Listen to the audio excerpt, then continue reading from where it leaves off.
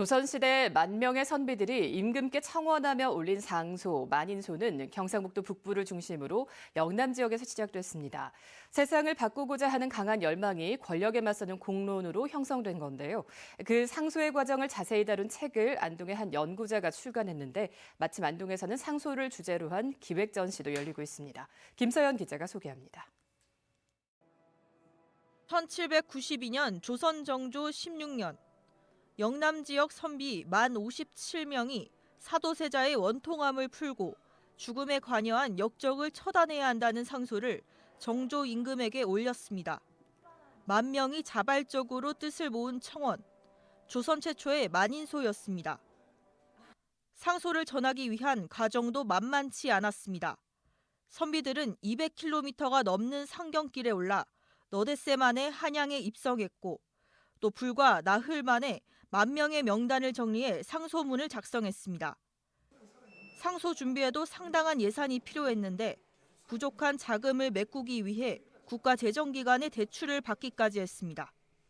소청이라는 조직이 운영이 돼야 되고 또 약 한 만 명이 넘는 분들의 서명을 받는 어떤 조직적인 일들이 이루어지려고 하면 최소 수천에서 수억 이상의 아마 예산이 들었을 걸로 보이고요.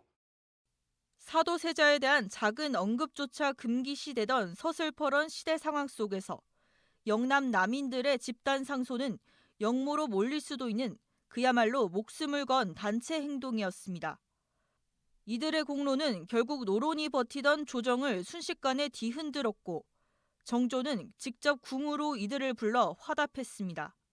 상소운동 같은 경우는 비판과 그것을 받아들이는 사람의 어떤 그 태도 이런 것들을 보여주는 건데 아마 정근대 사회라는 기준으로 볼 때 세계에서 가장 발달된 형태의 어떤 그 비판 형식과 그걸 받아들이는 시스템이 아니었을까.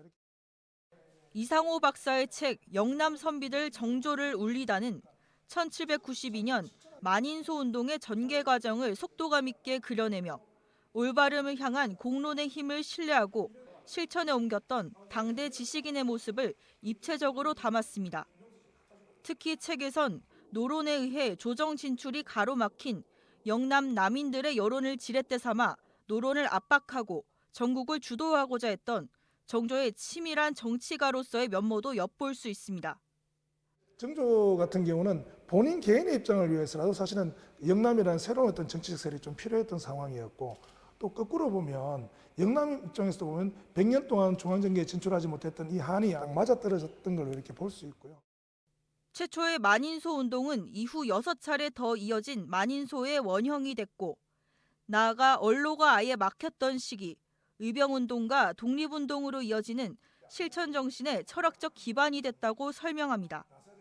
퇴격이 가지고 있는 어떤 그 마음 공부를 통한 실천성이 가장 강력하게 발현이 되면 결국은 불의를 보고 참지 못해서 이렇게 청원운동으로 상소운동으로 이어지는.